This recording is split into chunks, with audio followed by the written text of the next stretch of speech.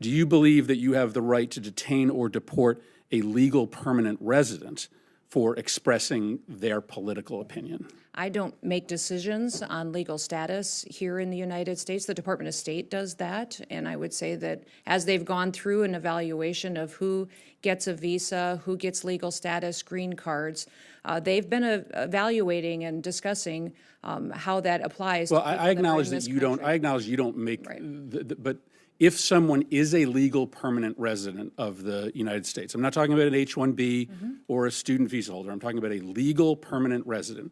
If you are a legal permanent resident, do you have the right to detain or deport that person simply for expressing their political opinion?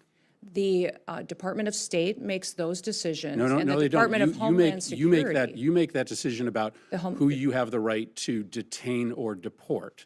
So you are involved in that? Do you believe the United States, do you believe the law allows? The Department of Homeland Security under the Trump administration is enforcing the law, following the constitutional rights of folks who are here as citizens, those who are here legally, and those who are here illegally. So a legal that permanent have resident final is by removal definition orders. here legally. Do you believe, I mean, I think this is really troubling if you can't answer this simple question. Do you believe that the U.S. government can detain and deport a legal permanent resident for expressing a political opinion that the administration disagrees with? The determination you're asking for is based on things that you are determining that the Secretary of State has considered and evaluated. We don't evaluate that, the administration, along with a partnership with the Department of State, on what is political speech and what's an affiliation with a foreign terrorist organization. Do you believe? That's the difference between Do you the two believe that you're asking that you me. can detain and deport a legal permanent resident for expressing a political We have opinion?